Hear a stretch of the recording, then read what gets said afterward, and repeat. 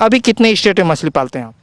अभी तो हम लोग 4 राज्यों में हैं फिलहाल। उत्तर प्रदेश है और आपका मध्य प्रदेश है, अमृतसर पंजाब है और छत्तीसगढ़ में तो अब इसलिए ही है क्योंकि वहीं की कंपनी है। तो और कितना टन का प्रोडक्शन देते हैं? अभी 300 साढ़े 300 टन तक है। इस साल 400 टन का उम्मीद है हो जाएगा। नमस्कार दोस्तों, मैं ओम प्रकाश और सर हम जहाँ पे खड़े हैं हमारे पीछे देख रहे हैं ये पोंड लाइनर सिस्टम है मछली पालन के लिए। और जो भाई साहब जानकारी दे रहे हैं कंटिन्यू इस सीरीज पे वो कोयतुर फिश फार्मिंग से है। और कोयतुर फिश फार्मिंग का मछली के क्षेत्र पे बहुत नाम है। हमने शुरुआत से लेके उनके ऊंचाइयों तक के सफ़र को उनका देखा है, हमारे ही चैनल पर लगातार पोस्ट होते रहा है।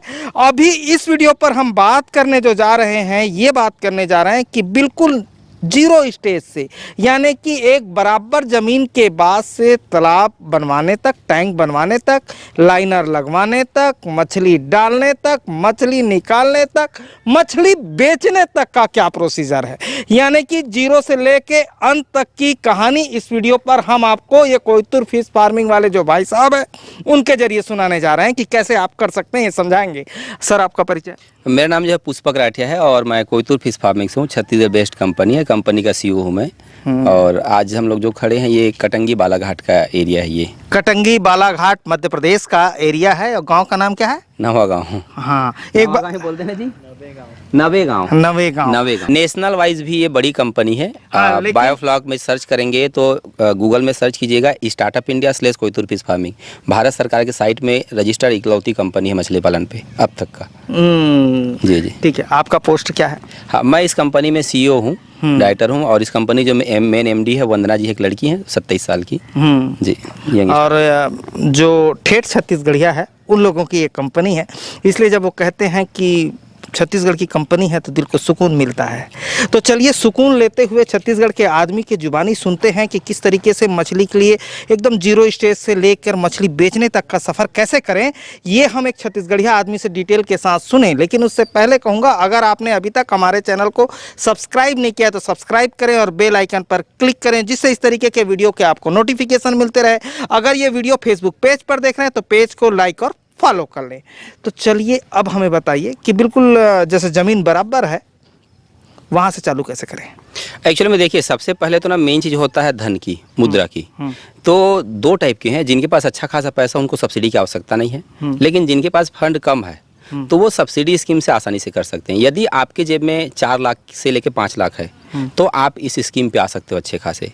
करना क्या होगा, पहले आप 5 लाख को अपने खाते में जमा कीजिए, प्रिंट कराइए अधिकारियों को दिखाने के लिए।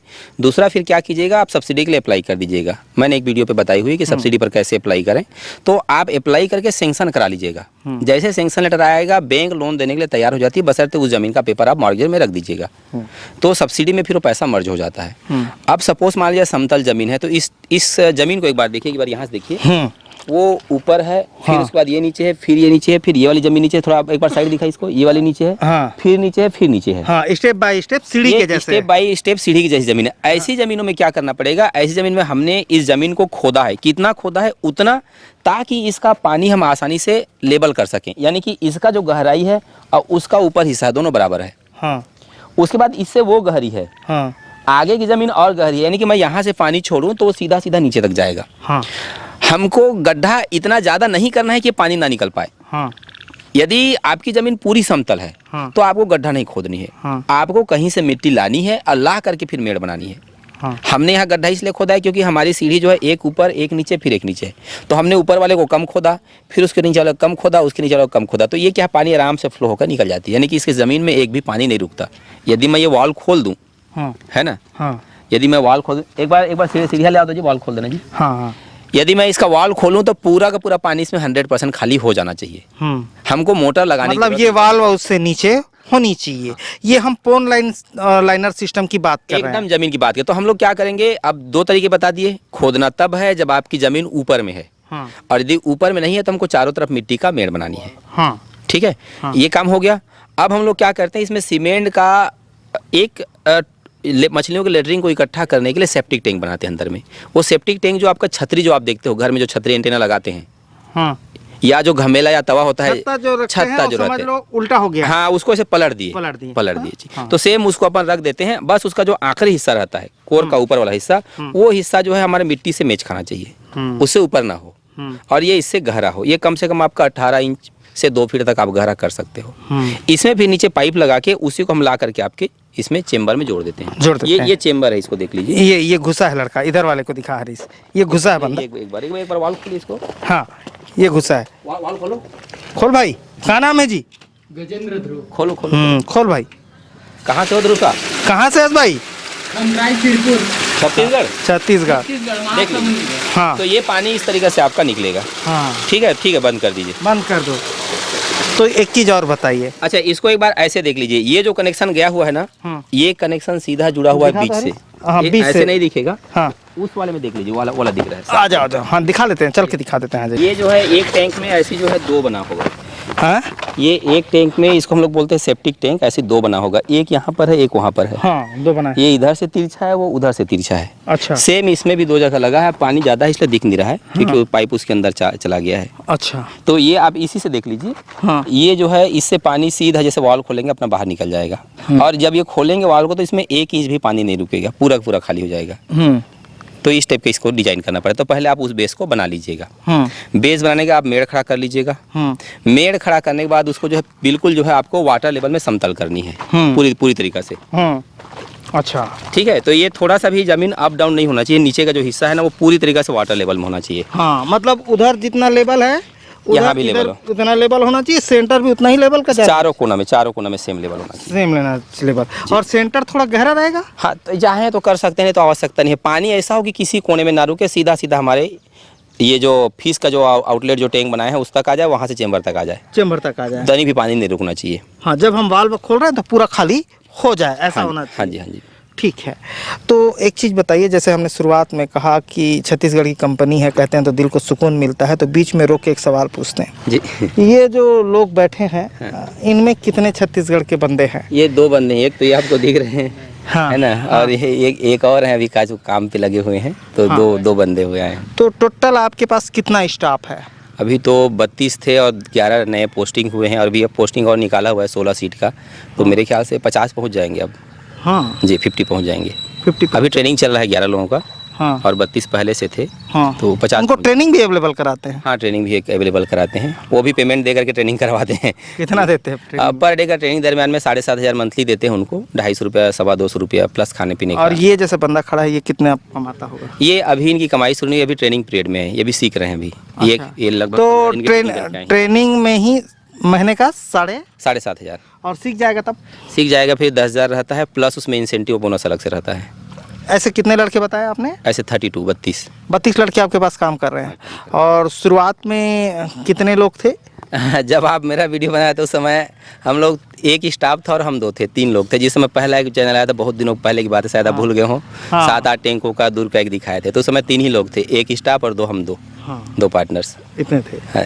ठीक। और ये मेरे ख्याल से ये 3 साढ़े 3 से 4 साल पहले 4 साल पहले की बात है। तो 4 साल का ये ग्रोथ है। तो ये बात हमने कहाँ पे छोड़ी थी, वहाँ से हम चालू करते हैं। वो बीच में समझना, ग्रोथ को भी समझना जरूरी है। फिर छत्तीसगढ़ियों को जो रोजगार मिल रहा है वो उस रोजगार की बात करना भी जरूरी है, क्योंकि किसी को रोजगार देना बहुत महत्वपूर्ण काम है ना भाई, जो आप कर रहे हैं। ठीक है, तो अब आगे बढ़ते हैं। हाँ जी बिल्कुल। तो अभी आप बोल रहे थे कि बेस लेवल से, तो जब बेस को हमने बराबर कर दिया, बराबर करके 2 आउटलेट बना दिए, आउटलेट को लाके चेंबर में जोड़ दिया, पाइप हमने फिट कर दिया। पाइप आप ध्यान दीजिएगा, इतने बड़े टैंक के पानी को खाली करने के लिए कम से कम आपका 6 इंच का पाइप होना चाहिए। 6 इंच नहीं तो कम से कम 4 इंच का होना चाहिए। 4 इंच का पाइप थोड़ा सक करने में देर लगाता है, 6 इंच का रहेगा तो काफ़ी अच्छा निकलता है। इतनी बड़ी पौंड के लिए कम से कम तो होनी ही चाहिए। और ऐसे 2 आप बना दीजिएगा। तो ये हो गया अपना बेस लेवल। अब बेस लेवल जिस दिन कंप्लीट हो जाएगा, आप अच्छा से पानी तराई करके उसको सेट होने दीजिए, मिट्टी को, मेड़ को सेट होने दीजिए, उसको एकदम चिकना कर लीजिए। ज़्यादा बड़े बड़े बोल्डर या पत्थर ना हो, क्योंकि वो लाइनर को फाड़ देते हैं। तो एकदम चिकना कर लीजिए। चिकना करने के बाद फिर आप लाइनर मंगा के आपको लाइनर को चिपकवा देनी है। लाइनर चिपकाने के लिए मशीन आते हैं, या हॉट पेस्टिंग होता है, गर्म मशीन प्रेस की तरह होता है, प्रेस करके इसको चिपकाना होता है। जी। तो ये लाइनर पे आ जाते हैं आप। ये लाइनर कहाँ से कोई खरीदे और कैसे खरीदे और कौन सा बेस्ट क्वालिटी है? अच्छा, इसकी जो थिकनेस है ना, मैं आपको थिकनेस दिखा दूं। जैसे ये है, आप इसको जितना भी ताकत लगा लेंगे, थोड़ा सा बाहुबली आदमी लगाए तो उसको नहीं फाड़ पाएगा। अच्छा। ये 500 माइक्रोन का है। ये आप देख लीजिए, इसको 500 माइक्रोन बोलते हैं। हाँ। इसको हम लोग GSM से मेजरमेंट करते हैं। GSM मतलब यदि 1 मीटर लंबा, 1 मीटर चौड़ा, मतलब ग्राम पर स्क्वायर मीटर। 1 मीटर ऐसे ले लिए, 1 मीटर ऐसे, 1 मीटर ऐसे काट लिए, काट के इसको वजन मशीन से तौल लिए। तो ये कम से कम 420 ग्राम आना चाहिए, तब आपका ये माल सही है। इसमें कम का भी आता है, 220 ग्राम का, 300 ग्राम का, 300 जीएसएम का, ग्राम पर स्क्वायर मीटर की बात बोल रहा हूँ। ये 700 जीएसएम का भी आता है, 1000 जीएसएम का भी आता है। तो 1000 बहुत मोटा हो जाता है और बजट आपका कई गुना बढ़ जाएगा। 500 बहुत बेस्ट है। पानी के अंदर 15 से 20 साल कोई फर्क नहीं पड़ेगा। पानी का जो बाहर का हिस्सा है, मैं आपको थोड़ा दिखा दूँ, थोड़ा सा तकलीफ दे दूँ। पानी का ये इतना सा हिस्सा है, यदि कभी खराब होगा तो यही खराब होगा, इतना हिस्सा। और ये 5 साल तो खराब नहीं होते हैं। तो यदि सपोज खराब हुआ भी तो इतने को काट करके दोबारा आप मंगवा के लगवा लीजिएगा। अच्छा, इतने को ही चेंज करना, इतने को ही चेंज करना। हाँ, पानी के अंदर का खराब ही नहीं होता, 15 साल तक तो खराब नहीं होता। अच्छा, हाँ जी बिल्कुल। ठीक है। तो ये लाइनर वाला आपने कहा, हाँ, कम से कम 500 माइक्रोन का या 420 जीएसएम का आपको खरीदना तो चाहिए। उसमें खर्चा कितना लगेगा? ये 1 स्क्वायर मीटर को अलग अलग लोग अलग अलग रेट बेचते हैं। जिनके पास ज़्यादा बिकता है वो थोड़ा सस्ता बेचते हैं, जिनके पास कम बिकता है वो थोड़ा सा कम बेचते हैं। हम लोग भी लोकल सप्लाई करते हैं, तो हम लोग फिलहाल इसको 50 रुपये स्क्वायर मीटर बेचते हैं। 1 स्क्वायर मीटर का 85 रुपीज़। अच्छा जी, तो इस रेट पे इसको हाँ हम लोग सेल आउट करते हैं। तो अलग अलग लोग अलग अलग, हो सकता है मुझसे कोई कम भी बेचे, हो सकता है मुझसे कोई ज़्यादा बेचे। तो आप बहुत जगह आप सर्च कर सकते हो। इंडिया मार्ट आप जाइए, इंडिया मार्ट में आपको सर्च करना है पॉन्ड लाइनर, तो आपके बहुत सारे वेंडर आपको मिल जाएंगे। हाँ, जेन्युइन बंदा कौन है इसको आपको देखना होगा, जो आपके घर तक माल पहुँचा दे। तो जिसका आप घर देखे हैं, जिसको आप जानते हैं, उसके यहाँ से खरीदे तो आपको सहूलियत रहेगा, रिफंड पॉलिसी अच्छा रहेगा। ठीक है। तो ये हुआ। अब इसको बिछाएं कैसे? मशीन से बिछ जाएगा ये? नहीं, ये तो लेबर से बिक जाता है, टुकड़ों टुकड़ों में आता है। ये अलग अलग टुकड़े होते हैं छोटे छोटे, आपके 7 फीट से लेके 15 फीट तक, 12 फीट तक, 12-12 फीट के एक जो है लाइन आते हैं। तो एक एक रोल को बिछा करके अपन चिपका दिए। तो ये उतना मतलब मुश्किल काम नहीं है, 5 से 6 लेबर चाहिए रहता है, आराम से बिछाते बन जाता है। आप आराम से इजीली बिछा सकते हो। बस पेस्टिंग करने वाला सही आदमी होना चाहिए कि पेस्टिंग की जो गलती रहती है ना, उससे पेस्टिंग उखड़ जाता है। अच्छा, जी जी जी। तो हार्ड पेस्टिंग अच्छी होनी चाहिए। ठीक है जी। तो इसके बाद जैसे हम तालाब बना लिए, हाँ जी, ये रख लिए, हाँ जी। इसके बाद क्या करना है? एक्चुअली में अब ये जो प्लास्टिक मटेरियल है, प्लास्टिक मटेरियल की खासियत क्या है, तो दोनों पल्ले आपस में ना चिपके, इसलिए इसमें मोम का एक लेयर लगाया जाता है, ऑयल का या मोम का। तो आपको क्या करना पड़ेगा, पहले धोना पड़ेगा रगड़ के, या तो ऐसे नमक से धो लीजिए या लाल दवा से धो लीजिए, या सिंपल पानी से भी धोएंगे तब भी चलेगा। अच्छा रगड़ के धो लीजिए, या थोड़ा सा लगा पुराना हो गया तब भी कोई सुनी। तुरंत आपको लगा के तुरंत मछली डालनी है तो पानी से भरने से पहले रगड़ के एक बार साफ़ करना पड़ेगा। साफ़ कर लिए, साफ़ करके आपने पानी भर दिया। पानी भरने के कम से कम आपको 3 दिन 4 दिन या 1 हफ्ता इंतज़ार करनी चाहिए। तुरंत के तुरंत हमें मछली नहीं छोड़नी है, क्योंकि ताज़े पानी पे मछलियाँ नहीं रहती कभी भी, क्योंकि उसमें बहुत सारे ऐसे केमिकल्स रहते हैं जो वो मछलियाँ बर्दाश्त नहीं कर पाती, या उसमें ऑक्सीजन बनाने वाले कोई चीज़ नहीं रहते, फाइटोप्लैंक्टन नहीं रहते, जू प्लैंक्टन नहीं रहते। तो थोड़ा सा पुराना पानी चाहिए। एकदम फ्रेश पानी मछलियों के लिए अच्छा नहीं है, बोरवेल का प्योर पानी है ना, क्योंकि जितने ही मछली आप देखते होंगे तालाब में, नदियों में, नालों में थोड़ा सा मटमैला पानी रहेगा या हरा पानी रहेगा, तो उस पानी को मछलियाँ प्रीफर करती हैं, क्योंकि उसमें ऑक्सीजन वगैरह सभी सफिशिएंट होते हैं। तो थोड़ा सा 1 सप्ताह पुराना होने दीजिए। फिर आपको क्या करना है, उस पानी को पहले सैनिटाइज करना है। तो सैनिटाइज करने के लिए लोग या तो बायो सैनिटाइजर का इस्तेमाल करते हैं, या फिर लाल दवा का इस्तेमाल करते हैं, या फिर नमक का इस्तेमाल करते हैं। आपके पास जो सस्ता हो, आसानी से उपलब्ध हो, उससे आप इसको सैनिटाइज कर लीजिए, पानी को कीटाणु ख़त्म कर लीजिएगा। फिर उसके बाद क्या कीजिएगा, आपको अब मछली कौन सी करनी है, नर्सरी करनी है तो छोटे बच्चे का ऑर्डर दीजिए, बड़ा करनी है थोड़ा सा बड़े बच्चे का ऑर्डर दीजिए। तो आप ऑर्डर करके मंगा लीजिए, जेन्युइन जो बंदा लगता है आपको, जिससे आपके अच्छे रिलेशन हैं, उससे आप मंगवा लीजिएगा। तो कितने दिन का बच्चा मंगाएं और किस साइज़ का मंगाएं? देखिए, आपको यदि नर्सरी का काम करना है और यदि आप थोड़े से नए हो तो एटलीस्ट कम से कम 1000 लाइन का, 1000 लाइन मीन 1 किलो में 1000 पीस का बच्चा मंगाइए। वो आपको 15 दिन बाद से अपना बेचना स्टार्ट कर सकते हो। 500 लाइन, 700 लाइन, इस लाइन से आप बेचना स्टार्ट कर सकते हैं। और 2 महीना 1.5 महीना ज़्यादा तक वो 200 लाइन छू जाता है, तो आप आराम से उसको बेच सकते हैं। लेकिन यदि आपको बड़ा करके बेचना है तो आप क्या कीजिएगा, एटलीस्ट कम से कम 15 ग्राम से लेकर 25 ग्राम 30 ग्राम तक का बच्चा मंगाइए। एकदम छोटा बच्चा कभी भी मत डालिए। तो आप बेहतर होगा कि मैं तो 20 ग्राम से लेकर के 30 ग्राम तक 50 ग्राम का सजेस्ट करूंगा। मैं तो फिलहाल पर्सनली जो है 150 से 200 ग्राम का स्टॉक करता हूं। अभी मैं अभनपुर, कभी आप छत्तीसगढ़ लौटेंगे तो मैं आपको अभनपुर का दिखाऊंगा। मैंने वहाँ 250 ग्राम स्टॉक करे थे, और वो जो है आपका अभी 90 दिन हुआ है और 1 किलो साइज को टच कर गया है। और अभी जहाँ पर खड़े हैं यहाँ पर हमने 300 लाइन डाला था, यानी कि 30 ग्राम के आसपास का डाला था। और ये समझ लीजिए आपका 5 अप्रैल को डाला था। अभी सैम्पलिंग बल्कि करके दिखा दूंगा। ओनर बोल रहे थे 500-600 ग्राम है, पर मैं जहाँ तक देख रहा हूँ ओवरऑल जो मछलियाँ हैं वो 300, 350, 400 ग्राम की दिख रही है। है ना। तो अब देखेंगे इसको थोड़ा सैम्पलिंग करके भी देख लेंगे तो आपको आइडिया हो जाएगा। एक बार देखेंगे क्या क्या अभी तो सैम्पलिंग करेंगे आ जाए हूँ तो सैम्पलिंग करना ही करना है। तो उनका कहना है कि 500 से 600 ग्राम पहुँच गई है। और अब समझ लीजिए अप्रैल का है तो 5 अप्रैल से 5 मई 1 महीना, 5 मई से 5 जून 2 महीना और 5 जून से 5 जुलाई 3 महीना। तो 3 महीना और समथिंग आपका 15 दिन हो रहा है ये। अच्छा। और ये 30 ग्राम साइज का था। तो उसके हिसाब से काफ़ी अच्छा ग्रोथ है, क्योंकि यहाँ पानी का बड़ा मशक्कत है, इस एरिया में सूखा रहता है तो पानी था नहीं उस सीजन पे। तो अब पानी आया है तो अब इसको पानी एक्सचेंज वगैरह करेंगे तो अच्छा खासा हो जाएगा। पर मुझे लगता है ये 350 ग्राम 400 ग्राम का है जी। ये कितने दिन में आया होगा? अब ये समझ लीजिए 3 महीना हो गया ये जी। ठीक है, तो ये जो बातें हैं ये तालाब बनाने, लाइनर रखने और बच्चा डालने तक का हो ये गया प्रोसेस है। अब इसमें दाना खिलाने का जो तरीके हैं, जो मेन तरीके हैं, अच्छा, और पानी को साफ रखने का। एक चीज़ और बताइए राठिया जी, ये जैसे तालाब बनाने का जो है यानी टैंक बनाने का, हाँ। ये टैंक बनाने का मौसम कौन सा हो? हाँ, इसका बेस्ट मौसम जो है आपका नवंबर से शुरू होता है। आपका नवंबर, दिसंबर, जनवरी, फरवरी इतने तक आपका टैंक बन के तैयार हो जाना चाहिए। तभी आप मार्च में इसका प्रोडक्शन स्टार्ट कर पाओगे। यदि बच्चे कर रहे हो तो मार्च तक तो तैयार हो ही जाना चाहिए। और आवेदन करने का भी बेस्ट टाइम है जुलाई अगस्त में आप आवेदन कीजिए, सितंबर तक आपका सेंक्शन होगा, फरवरी तक इत्मीनान से बनाइए, फिर मार्च में बच्चे ला के छोड़िए। ठीक है जी, ठीक है। तो अभी जस्ट सीजन आने वाला है। अच्छा। जैसे ही बारिश रुकेगी, अभी आवेदन करने का सीजन है, और जैसे अक्टूबर गुजरा, नवंबर से आपका टैंक बनाने का सीजन शुरू हो जाता है। अच्छा, ठीक है। तो अभी हम लाइनर जब बिछा रहे हैं उसमें हम इस हिसाब से महीने को काउंट करेंगे। लाइनर जब बिछा रहे हैं तब कौन सा महीने पे लाइनर इसमें बिछ जाने चाहिए? ये हर हाल में फरवरी तक पूरा हो जाना चाहिए, नवंबर से फरवरी। और बच्चे कब आ जाने चाहिए?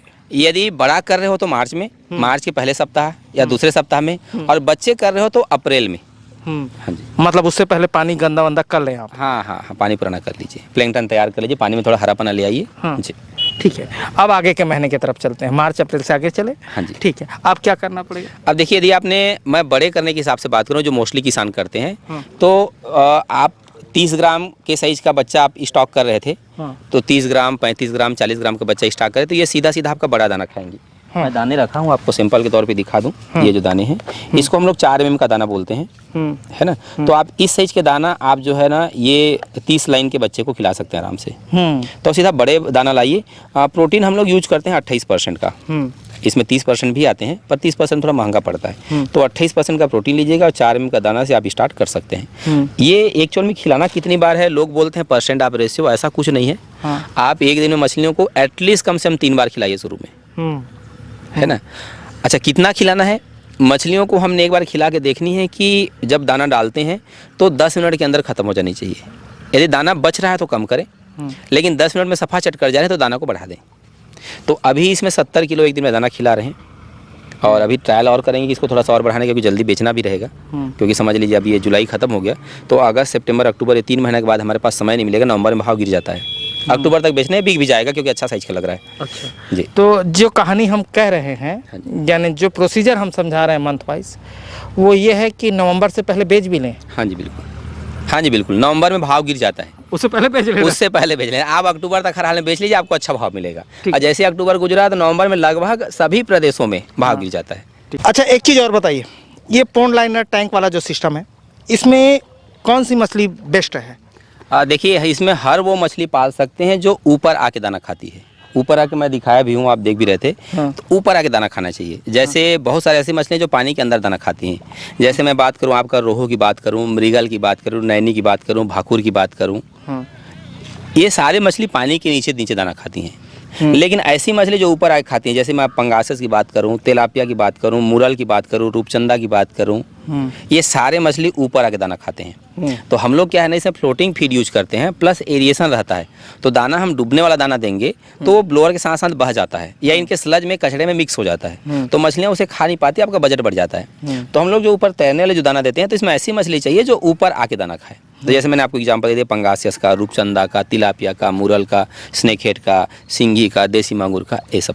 तो पंगासियस जो है वो बहुत लोग करते रहते हैं। तो पंगासियस के लिए बेस्ट एटमॉस्फेयर या बेस्ट मौसम देश के किन किन प्रदेशों पे है कि किसी भी हिस्से पे हो जाता है? भारत में लगभग आप कहीं भी पाल सकते हैं, सपोज हिमालयन क्षेत्र को छोड़ के, जम्मू कश्मीर को छोड़ के बाकी सब जगह तो आप कर ही सकते हैं। देखिए इसके जो टेम्परेचर चाहिए ना, मिनिमम कम से कम इसका आपका 20-21 डिग्री, मैक्सिमम आपका ये 28 से 30 डिग्री। तो इस बीच में लगभग आपके 7-8 महीना मिल जाते हैं। समझ लीजिए आपका मार्च में सब जगह ये आपका 20-21 का टेम्परेचर छू जाता है। तो आपका मार्च, अप्रैल, मई, जून, जुलाई, अगस्त, सितंबर, अक्टूबर, ये अक्टूबर तक कहीं भी टेम्परेचर नहीं गिरता। और पंगासस के लिए 8 महीना सफिशिएंट टाइम है, सफिशिएंट टाइम। छोटे साइज भी डालेंगे तब भी 1 किलो का छू जाता है। 8 महीने में हो ही जाएगा तैयार। तो आप छत्तीसगढ़ क्या पूरे भारत में कहीं भी कर सकते हो। बस जम्मू कश्मीर को एक डाउट है मेरे को, लेह लद्दाख जम्मू कश्मीर तरफ, बाकी तो सभी जगह हो सकते हैं। अच्छा, तो चलिए हमने इसमें मछली का बच्चा डाल दिया, सपोज करके चलते हैं। अब मछली का बच्चा किस साइज का डाले या तो आपने बता दिया। हाँ जी, ठीक है। डालने के बाद क्या क्या प्रॉब्लम आएगा? अब समस्याएं बहुत सारी है। देखिए अब छोटा जगह है तो सबसे मछली को 3 जरूरी चीज़ें होती हैं। एक तो अच्छा खाना, पर्याप्त ऑक्सीजन और साफ पानी।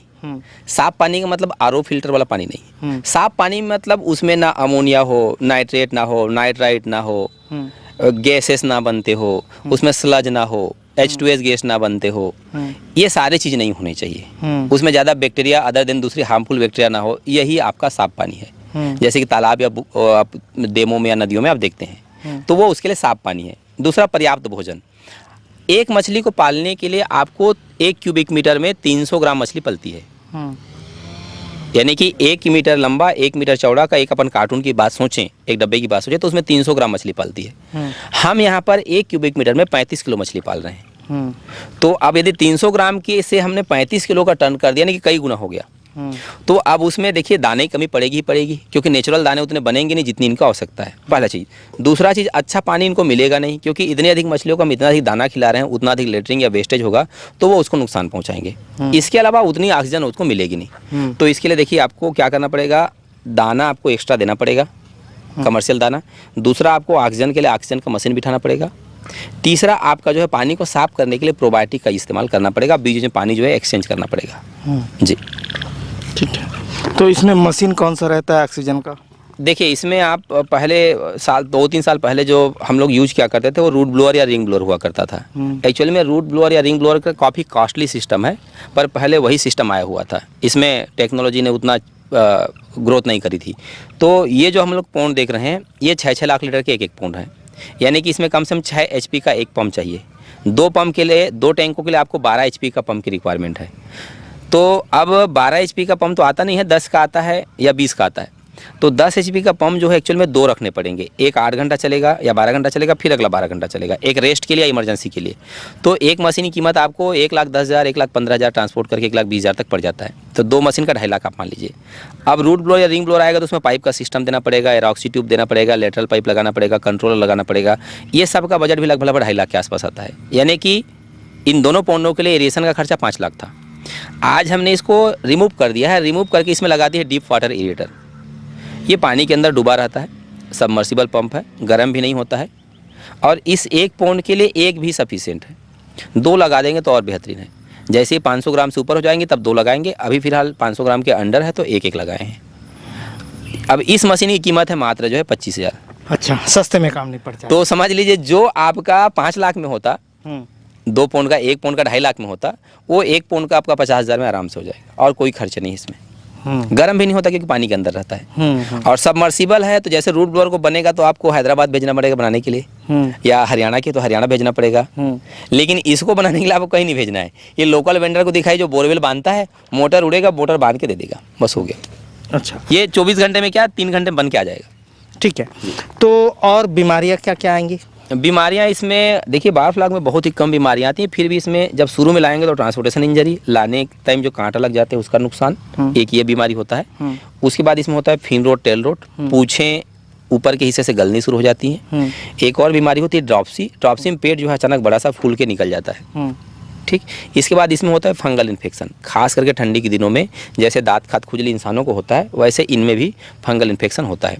इसके अलावा लगते हैं इसमें टिक्स या कीड़े, जैसा जोंक होता है ना, लीच, उस तरीक़ा से इन मछलियों में भी जोंक लगने के ऑप्शंस रहते हैं। तो ऐसी 3-4 मेन बीमारियां हैं जो अक्सर होता है। और एक इसमें वाइब्रियोसिस वगैरह भी बोलते हैं। तो फंगल इन्फेक्शन, बैक्टीरियल इन्फेक्शन का खतरा इसमें बना रहता है, क्योंकि एंडेम मछली बैक्टीरिया के बीच में घिरी रहती है। तो वो ना हो इसलिए क्या क्या सावधानी बरतें और हो जाए तो क्या करें?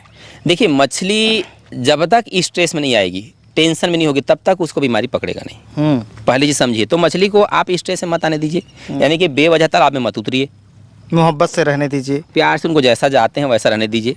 एटमॉस्फेयर बदल रहा है, पानी यदि गाढ़ा हो गया तो पानी बदल दीजिए। पानी में यदि नमक की मात्रा घट गई, सैलिनिटी कम हुई तो सैलिनिटी को मेंटेन कर दीजिए। पानी में अमोनिया, नाइट्रेट बढ़ गया तो उसको ख़त्म कर दीजिए। यदि ये सब आप करने में सफल रहे, मछलियाँ खुश रहें, तो मछलियाँ बीमार ही नहीं होंगी। यहाँ मछलियों को कोई बीमारी अभी तक नहीं लगा है अभी इतने दिनों में। शुरू में जो मोर्टलिटी हुई वो आने के कारण, तो वो एक हफ्ता क्लियर हो जाता है, उसका इलाज कर दे तो उसके बाद इसमें अभी तक बीमारी नहीं पकड़ा है। मछलियाँ भी एकदम चंगी है, अभी आप देख रहे थे एकदम शाइनिंग है। तो बहुत ही कम बीमारी होती है, बहुत ही कम। अच्छा, ये जो हम तालाब देख रहे हैं, इसके साइज को एक बार फिर से बताइए, क्योंकि लोग शुरुआत देख के भूल गए होंगे, तो एक बार फिर से इसको बता के इसमें कितना मछली डाल सकते हैं ये समझाइए, और कितना निकलेगा और कितना प्रॉफिट होगा ये बताइए। एक्चुअली में ये जो पोंड का साइज़ है 50 फीट का चौड़ा है और 150 फीट का लंबा है। हमने बेस को लिया हुआ है, ऊपर स्लोप में तो ज़्यादा आएगा, तो हमने नीचे ज़मीन जो नापा हुआ है उसको लिया है 50 का चौड़ा और 150 का लंबा। ये जो है 10 टन प्रोडक्शन हम लोग मानते हैं सुपर स्पेशल पोजीशन पे, लेकिन ट्रेन आदमी नहीं होने के कारण हम लोग इसको 8 टन प्रोडक्शन का मान के चल रहे हैं, 2 टन कम लेके चल रहे हैं। ट्रेन बंदा रहेगा तो 10 टन आराम से निकलेगा। तो अभी थोड़े से कम ट्रेंड है, नए सीख रहे हैं, नया एरिया है, तो यहाँ के पानी को समझने, मौसम को समझने में टाइम लगेगा। तो हमने 8 टन को टारगेट कर रखा है, यानी कि 8000 मछलियों के हिसाब से हमको इसको रखा है जी। 8000 बच्चे डाले थे इसमें? हाँ जी, ज़्यादा डाले थे पर 8000 को हम लोग मान रहे हैं। 8000 होगा आप मान के चल रहे हैं, ठीक है। अभी एक चीज़ मुझे और समझा दीजिए, ये जो मेड़ बना है जी, है ना जी, ये मेड़ की हाइट क्या है और नीचे पानी कितना है और ऊपर का हिस्सा कितना बचा है? एक्चुअली में ये मेड़ का जो बेस लेवल, बेस यानी कि जहाँ ज़मीन से अपन शुरू करते हैं, वो एटलीस्ट कम से कम 12 से 15 फीट का होना चाहिए, एकदम बेस ज़मीन का। अपन इसकी बात करें, इसकी ये जो इसकी बात करें तो इसका जो बेस का हिस्सा है ये थोड़ा बड़ा रखें क्योंकि चलने के लिए। बाकी हम लोगों ने 10 फीट से 12 फीट रखा हुआ है बेस को। ऊपर आते आते जब वो स्लोप कटेगा तो टॉप का हिस्सा कम से कम आपका 3 फीट 4 फीट हो तो मच बेटर। अच्छा, जैसे अब वो वाले देख लीजिए, ऊपर का हिस्सा लगभग वो 1 मीटर का है। हाँ, उतना चलने के लिए सफिशिएंट है। अच्छा, लेकिन थोड़ा सा और बढ़ा लीजिए, थोड़ा बड़ा कर लीजिए। यानी कि बेस को आप 15 फीट रखेंगे तो ऊपर में आराम से 4 फीट आएगा। ऊंचाई आपको देनी है 5 फीट की। 5 फीट की। हाँ जी। फिर इसमें पानी कितना है? इसमें पानी है एक में 6 लाख लीटर।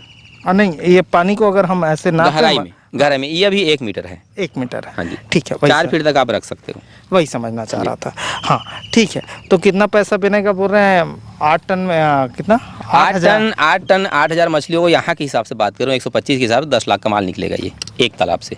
फिर इसमें खर्चा कितना बढ़ जाएगा? मान के चलिए यहाँ 1 टन के पीछे लगभग 80,000 का बजट आता है। मैं यूपी या एमपी की बात करूँ, यहाँ क्योंकि दाने महंगे हैं, लेबर महंगे हैं, बिजली बिल महंगी है, तो ये लगभग एमपी में कुछ सस्ते हैं बिजली बिल, एग्रीकल्चर में लेंगे तो कम पड़ता है यहाँ बस वो, लेकिन कम टाइम के लिए आता है, ज़्यादा समय के लिए नहीं आता।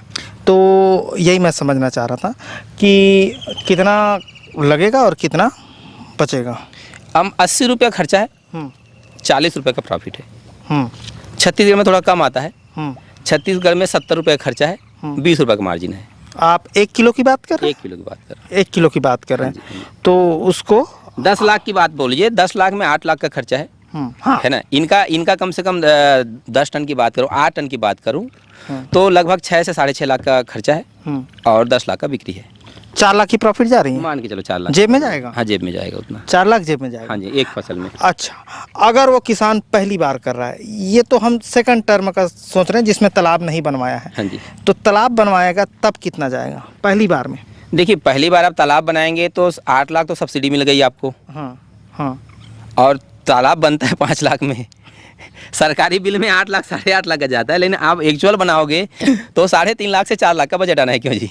अच्छा, है ना, 4 लाख से ऊपर का बजट नहीं आता। अच्छा, एक पोंड बनाने के लिए मैक्सिमम आएगा विथ एरिएशन इधर उधर करके भी, तब भी 5 लाख बजट आएगा। अच्छा, अब मिला आपको 8.5 लाख है तो 3 लाख वहाँ से बच गया। हाँ। खर्चा है आपका 6.5 लाख का, तो जेब से 3-3.5 लाख और गया। सब्सिडी आसानी से मिल जाएगी। सब्सिडी पर हमने अलग वीडियो की है। हाँ, सब्सिडी पर अलग की है, मैंने डिटेल जानकारी आपको दी है। अच्छा, अभी कुछ लगता है तो मुझे व्हाट्सअप कर अच्छा, सकते हैं। अब एक चीज़ और समझाइए, जो आखिरी का सवाल है। मान लो यहाँ से अब मछली निकलने वाली है, हाँ। ठीक है, तो उसके निकालने का प्रोसीजर क्या है?